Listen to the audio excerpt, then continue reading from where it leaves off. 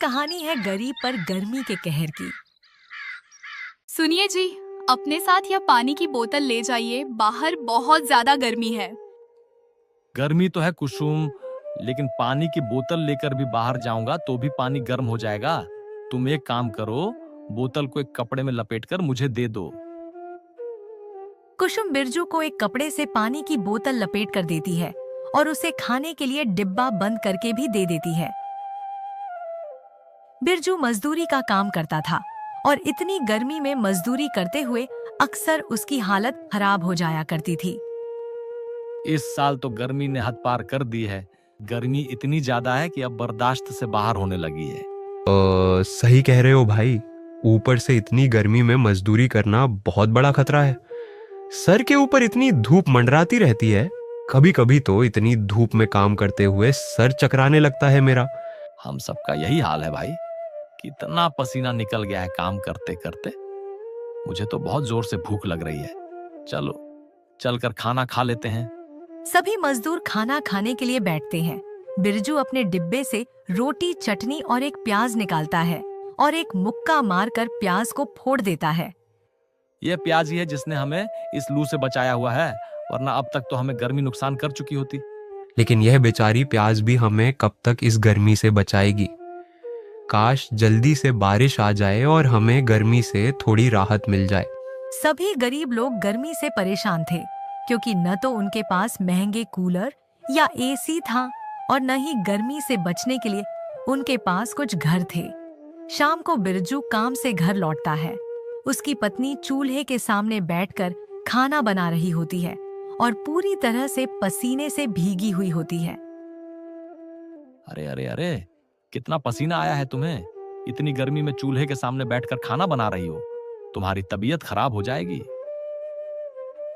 गर्मी है तो क्या हुआ जी, खाना तो बनाना ही पड़ेगा ना। खाना नहीं बनाऊंगी तो हम सब खाएंगे क्या? माँ, तुम गर्मी में रोटी मत बनाया करो, तुम मांड वाला चावल बना लिया करो, हम उसी के अंदर नमक डालकर खा लेंगे। कुसुम, तुम्हें खाना बनाने के लिए ज्यादा परेशान होने की जरूरत नहीं है।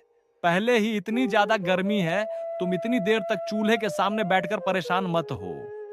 कुसुम थोड़ी देर में सबके लिए खाना परोसती है और बिरजू से कहती है, सुनिए जी, मैंने एक जगह काम की बात की थी, वहाँ पर घर की सफाई का काम है। घर काफी बड़ा है, तो मालकिन महीने के 6,000 रुपये देने को तैयार हो गई है। 1 महीने की पगार से हमारे घर में एक कूलर आ जाएगा। लेकिन मुझे कुछ भी अच्छा नहीं लग रहा कुसुम, मेरे होते हुए तुम्हें काम करना पड़े। आप ज्यादा मत सोचिए, वैसे भी पत्नी का तो धर्म ही होता है हर परिस्थिति में एक दूसरे का साथ देना, और हम दोनों साथ मिलकर काम करेंगे तो खर्चा भी आसान हो जाएगा। और वैसे भी आपका मालिक आपको इतने पैसे नहीं देता, दिहाड़ी के पैसों से घर का खाना ही नहीं बन पाता। उन पैसों से हम गर्मी में कूलर और पंखा कहाँ से लगाएंगे? तुम ठीक कह रही हो कुसुम, मेरी कमाई तो इतनी भी नहीं है कि गर्मी में अपने घर में कूलर पंखा लगवा लूं। तुम भले ही काम पर जा रही हो, लेकिन अपना ध्यान रखना और जितना काम हो पाए उतना ही करना। अगले दिन से कुसुम मालकिन के घर काम करना शुरू कर देती है। उनका घर बहुत बड़ा था, वे बहुत अमीर थे। पूरे दिन उनके घर में एसी की ठंडी ठंडी हवा चलती रहती थी। इस घर में आकर तो पता ही नहीं चलता कि गर्मी भी है। पूरा दिन एसी की ठंडी हवा आती रहती है। मैं तो यहाँ पर गर्मी से बच जाती हूँ, लेकिन बिरजू जी और गुड़िया को थोड़ी देर के लिए भी उस गर्मी से राहत नहीं मिलती। अरे कुसुम, खुद से क्या बातें कर रही हो? काम पर ध्यान नहीं है तुम्हारा क्या? नहीं नहीं मालकिन, मैं तो बस सोच रही थी कि काश मेरे घर में भी आपके घर जैसा एसी लगा होता तो मेरे परिवार को इस तरह गर्मी में परेशान नहीं होना पड़ता। माफ करना कुसुम, लेकिन ये सब लगवाना तुम गरीबों के बस की बात नहीं है। अगर तुम जैसे तैसे करके घर में एसी लगवा भी लोगी तो तुम्हारी इतनी हैसियत नहीं कि तुम उसका बिल भर पाओ। इसलिए सपना उतना ही देखो जितने सपने को पूरा करने की तुम औकात रख सको। कुसुम को मालकिन की बात सुनकर बहुत बुरा लगता है, लेकिन वो उसे कुछ नहीं कह सकती थी, क्योंकि अगर वो उसे कुछ बोलती तो वो उसे काम से निकाल देती। कुसुम चुपचाप इस बेइज्जती के घूंट को पी जाती है।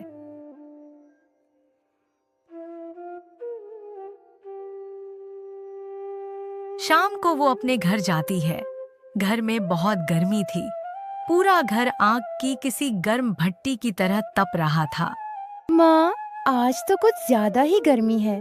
देखो तो, पसीना रुकने का नाम ही नहीं ले रहा है। इतनी देर से हाथ में पंखा कर रही हूँ और अब तो मेरा हाथ भी दर्द करने लगा है। बेटा एक काम कर, मैं बाहर नल से ठंडा पानी लेकर आती हूँ, तू उससे नहा ले। थोड़ी देर तुझे अच्छा लगेगा।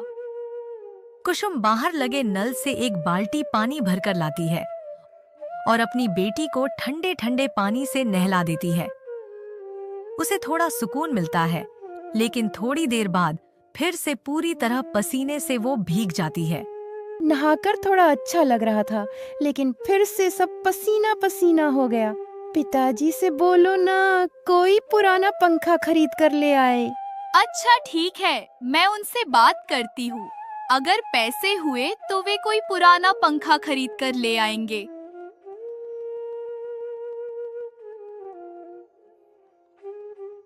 बिरजू जैसे ही घर आता है तो कुसुम उससे इस बारे में बात करती है। देखिए, अभी पैसे आने में पूरा 1 महीना लग जाएगा, लेकिन 1 महीने तक हम इस भीषण गर्मी में नहीं रह सकते हैं। एक काम कीजिए, आप कहीं से सेकंड हैंड पंखा लेकर आ जाइए जो थोड़ा सस्ता मिल जाए।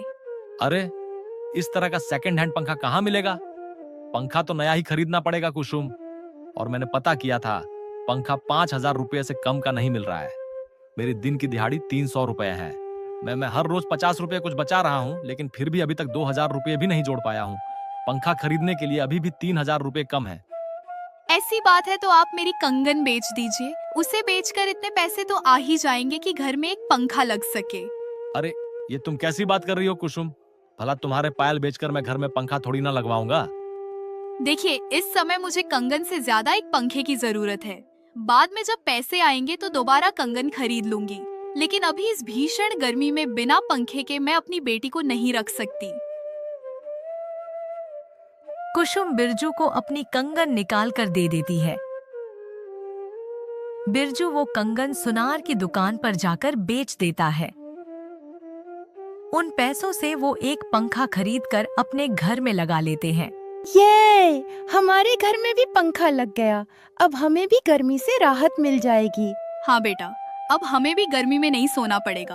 अब तू खुश है ना? हाँ माँ, मैं बहुत खुश हूँ। घर में पंखा लगने से उन लोगों को काफी राहत मिलती है, लेकिन उनकी मुश्किलें अभी भी खत्म नहीं हुई थीं। एक मुश्किल खत्म हुई तो दूसरी मुश्किल ने आकर घेर लिया। भाई, हम लोगों का घर अब खतरे में है। तुम जानते ही हो कि वह जमीन किसी के नाम पर नहीं है। वह जमीन खाली थी तो गरीब लोगों ने वहां पर अपनी बस्ती बसा ली थी, लेकिन अब वह जमीन एक बिल्डर ने खरीद ली है और वहां पर अब वह फ्लैट बनाना चाहता है। क्या? लेकिन रमेश भाई, ऐसा कैसे हो गया? हम गरीब लोगों के लिए सरकार को कुछ तो करना चाहिए। क्या बोले बिरजू भैया? अगर वह जमीन हमारे नाम पर होती तो कोई दिक्कत ही नहीं होती, लेकिन उसकी रजिस्ट्री हम लोगों के नाम पर नहीं है, इसलिए हम कुछ नहीं कर सकते। बिरजू यह बात सुनकर तनाव में आ जाता है। जब वो घर आता है तो उसकी परेशानी देखकर कुसुम उसकी वजह पूछती है। बिरजू उसे सारी बातें बताता है। हे भगवान, अगर ऐसा हो गया तो बहुत बुरा हो जाएगा। इतनी गर्मी में हम लोग कहाँ जाएंगे? वही सोच सोच कर तो मेरा सिर फटा जा रहा है कुसुम। एक तो वैसे ही इतनी गर्मी है, और अगर इतनी गर्मी में हमें हमारे घर से बेदखल कर दिया गया तो तुम दोनों को लेकर कहाँ भटकूंगा। इसी तरह 5-6 दिन बीत जाते हैं। तभी एक दिन कुछ गुंडे उनकी बस्ती में घुस जाते हैं और उन सबको एक नोटिस देते हैं। ये क्या है भैया? ये किस चीज का नोटिस? अब यहाँ पर बस्ती खाली होने वाली है। हमारे बिल्डर साहब अपना प्रोजेक्ट बनाने वाले हैं। जितनी जल्दी हो सके यह बस्ती खाली कर दीजिए। लेकिन भैया, यह बस्ती ही तो हमारे रहने का ठिकाना है। अगर आपके बिल्डर साहब यहाँ पर प्रोजेक्ट बनाना चाहते हैं तो हमें रहने के लिए कोई जगह दे दीजिए। इतनी गर्मी में हम लोग अपने परिवार के साथ कहाँ जाएंगे? अरे बहन जी, जमीन किसी के नाम पर नहीं है। और न ही बिल्डर साहब जबरदस्ती आपसे हथिया रहे हैं। उन्होंने तो जमीन को खरीदा है और अब आपको यह जमीन खाली करनी ही पड़ेगी। अगर सीधे तरीके से जमीन खाली नहीं हुई तो फिर हमें टेढ़े तरीके भी आते हैं।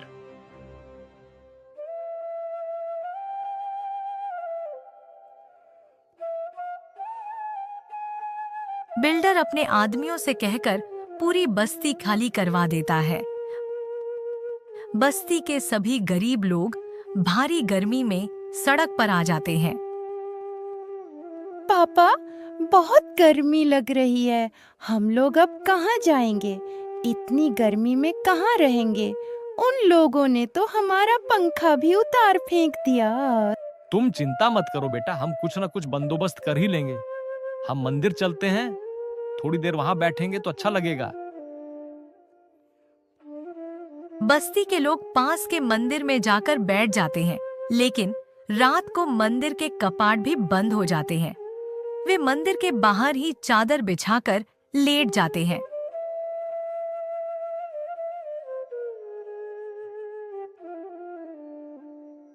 पता नहीं हम पर इतना बुरा समय क्यों आया है। इस गर्मी में हमें हमारे घर से निकाल दिया गया, रहने को कोई जगह भी नहीं है। मुझे माफ कर दो कुसुम, मैंने तुम्हारे पिता से वादा किया था कि कभी तुम्हें कोई तकलीफ नहीं होने दूंगा। आज मेरे पास तुम्हारा सर ढकने के लिए छत भी नहीं है। क्या हम मेरे माता पिता के घर चल सकते हैं? कम से कम वहाँ पर हमें सर ढकने को छत तो मिल जाएगी। बिरजू बहुत ही मायूस हो जाता है। रात को ही वो लोग कुसुम के घर के लिए निकल जाते हैं। सुबह लगभग 5 बजे वो अपने मायके पहुंच जाती है। वो देखती है कि उसके माता पिता घर के बाहर चादर डालकर सो रहे हैं। अरे, माँ और पिताजी घर के बाहर इस तरह चादर डालकर क्यों सो रहे हैं? देखो तो कितने सारे मच्छर उन्हें काट रहे हैं। कुसुम अपने माता पिता के पास जाती है और उन्हें जगाती है।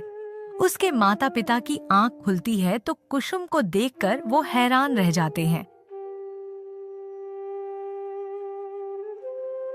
अरे कुसुम, तू यहाँ पर इस समय क्या कर रही है बेटा? सब कुछ ठीक तो है ना? जमाई जी और गुड़िया भी यहाँ पर। सच सच बताइए, कुछ हुआ तो नहीं है ना? नहीं माँ, कुछ भी नहीं हुआ। हम तो बस यहाँ पर तुमसे मिलने के लिए आए थे, लेकिन तुम इस तरह घर के बाहर चादर बिछाकर क्यों सो रहे हो? देखो, मच्छरों ने काट काट कर तुम्हारा क्या हाल बना दिया है। तुम घर के अंदर जाकर क्यों नहीं सोते? क्या बताऊं बेटा, कोई घर में घुसने ही नहीं देता, तो घर के अंदर जाकर कैसे सो पाए? इतने में ही कुसुम के पिताजी की आंख खुलती है और वो भी उन्हें अपने सामने देखकर चौंक जाते हैं। इस बात का भला क्या मतलब है माँ कि तुम्हें कोई घर के अंदर घुसने नहीं देता? क्या भाभी तुम्हारे साथ बुरा व्यवहार करती है? उन लोगों की बात की आवाज से कुसुम के भैया भाभी भी बाहर निकलकर आते हैं। क्यों सुबह सुबह यहाँ पर हल्ला मचाया हुआ है? एक तो वैसे ही हम लोगों की नींद पूरी नहीं होती, ऊपर से सुबह सुबह कचर कचर आवाज लगा रखी है। आवाज को छोड़िए भाभी, आप ये बताइए कि आपने क्या हाल कर रखा है यहाँ? मम्मी पापा इस तरह से घर के बाहर क्यों सो रहे हैं? तो क्या उन्हें घर के अंदर सुलाऊं? यह घर मेरा और तुम्हारे भैया का है। हम लोगों का जिसे यहाँ रखने का मन होगा हम उसे रखेंगे। तुम हमें बोलने वाली कौन होती हो? क्या तुमने अपनी कमाई का हिस्सा इस घर में लगाया है? भले ही मैंने अपनी कमाई का हिस्सा इस घर को बनाने के लिए नहीं लगाया, लेकिन मेरे माता पिता ने अपने जीवन भर की पूंजी इस घर को बनाने में लगाई है। आप उन्हें इस तरह से घर से बाहर नहीं निकाल सकते। अरे जाओ जाओ, बढ़िया। कुसुम की बातें सुनकर उसके भैया भाभी दरवाजा पटककर अंदर चले जाते हैं। तभी कुसुम अपनी माँ से कहती है, इन लोगों को कुछ भी कहने का कोई फायदा नहीं है। बेटी, हम ही बेवकूफ थे जो अपना सब कुछ उनके नाम कर दिया, और इन्हें जैसे ही सब कुछ मिला तो इन्होंने हमें अपने रंग दिखाना शुरू कर दिया। आज हम अपने ही घर के बाहर आ गए। इतनी गर्मी में हमें थोड़ी देर घर में बैठने भी नहीं देते, और तेरे पिताजी खेत में काम करके थोड़े पैसे जुटाते हैं, और बाहर हम चूल्हे में खाना बना के उसे ही खाकर यहीं सो जाते हैं। अपने माता पिता की ऐसी हालत देखकर कुसुम को बहुत दुख होता है। वो कहती है, आप लोगों के साथ इतना सब हो गया और आपने मुझे बताना भी जरूरी नहीं समझा। मैं अब आपकी एक भी बात नहीं सुनूंगी, आपको यहाँ भी नहीं रहने दूंगी। चलिए आप हमारे साथ। लेकिन कुसुम, हम लोगों के पास तो खुद ही रहने के लिए जगह नहीं है, तो हम तुम्हारे माता पिता को कहाँ रखेंगे? यहाँ पर कम से कम उनके पास रहने को एक छोटी सी जगह तो है। रहने के लिए ऐसी जगह तो हमें कहीं भी मिल जाएगी जहाँ हमें रोड पर रहना पड़े, लेकिन मैं अपने माता पिता को इन लोगों के साथ नहीं छोड़ सकती। कुसुम अपने माता पिता को लेकर वापस अपने गांव की तरफ आ जाती है।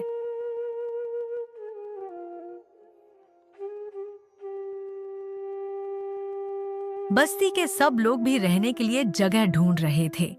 तभी गुड़िया कहती है, क्या हम सब लोग जंगल में जाकर रह सकते हैं? वहाँ पर हम लोग अपनी अपनी झोपड़ी बना लेंगे और वहाँ से कोई भी हमें बाहर नहीं निकाल पाएगा। नहीं बेटा, हम लोग जंगल में जाकर नहीं रह सकते। जंगल में जंगली जानवर होते हैं और उनसे हमें खतरा हो सकता है। हमें कोई और रास्ता ढूंढना होगा।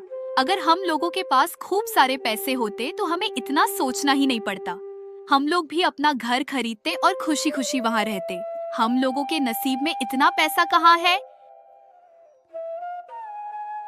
भाई, हम मजदूर जितने पैसे कमाते हैं उतने पैसों के हिसाब से तो पूरी जिंदगी काम करके भी एक घर नहीं खरीद पाएंगे।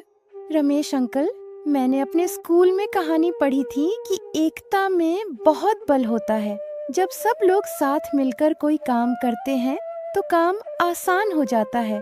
क्या हम लोग साथ मिलकर कुछ ऐसा नहीं कर सकते जिससे हमारी परेशानी हल हो जाए? तुमने बहुत ही अच्छी बात कही है बेटी।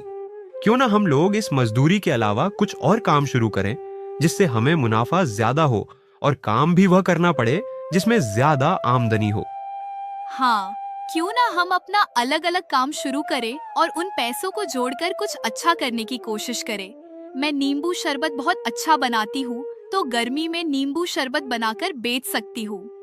और मेरी पत्नी आम रस बहुत अच्छा बनाती है, तो हम भी आम रस बनाकर बेच सकते हैं।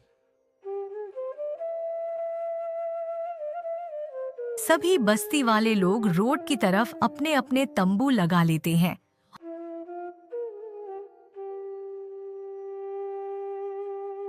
और छोटे से ही सही मगर अपना काम शुरू करते हैं।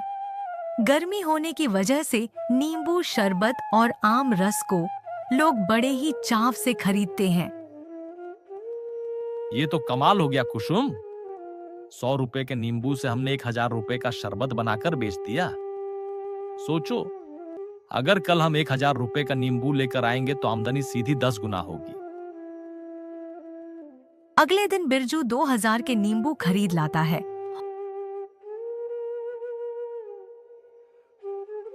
और वो सभी लोग ठेले के साथ साथ रेड लाइट पर जाकर भी गाड़ियों में बैठे लोगों को नींबू शरबत पिलाते हैं और आम रस भी बेचते हैं। तभी एक दिन YouTube पर वीडियो बनाने वाला एक लड़का सौरभ गुड़िया को धूप में नींबू शरबत बेचते हुए देखता है। वो उसके पास जाकर उसके हालात के बारे में पूछता है तो गुड़िया उसे सारी बातें बताती है। ये तो तुम्हारे साथ बहुत गलत हुआ बेटा, लेकिन तुम चिंता मत करो, मैं कुछ करने की कोशिश करता हूँ। सौरभ उन सब की वीडियो बनाता है और दिखाता है कि कैसे उस बिल्डर की वजह से लोग इतनी गर्मी में किस तरह परेशान हो रहे हैं। तभी कार्रवाई के लिए कुछ लोग वहां पर आ जाते हैं। हम लोगों को आपके बारे में पता चला कि कैसे उस बिल्डर ने आप लोगों को आपकी बस्ती से निकाल दिया। भले ही आप लोगों के पास उस जमीन की रजिस्ट्री नहीं है, लेकिन वह सरकारी जमीन है। वहां पर गैर कानूनी तरीके से काम किया गया है, इसीलिए बिल्डर पर कार्रवाई की जाएगी और आप लोगों के रहने की व्यवस्था भी वहीं की जाएगी। अधिकारी उन सब की ये बात सुनकर उनको वहां से ले जाता है। बस्ती के गरीब लोगों के लिए सरकार एक एक कमरे के छोटे छोटे फ्लैट उन्हें दे देती है, जहां पर ज्यादा सुख सुविधा तो नहीं थी, लेकिन उन लोगों के पास गर्मी सर्दी से बचने के लिए सर पर एक छत हो गई थी, जिसके बाद बिल्डर पर बहुत सख्त कार्रवाई की जाती है। सरकार का बहुत बहुत धन्यवाद जो उन्होंने हमारी परेशानी को समझा और हमें सर छुपाने को इतना अच्छा घर दिया। यह सब उस भैया की वजह से हुआ है पापा। उन्हीं ने सरकार तक हमारी बात को पहुंचाया है। अगर वो हमारी मदद नहीं करते तो हम लोगों को आज भी इतनी गर्मी में सड़क पर ही रहना पड़ता।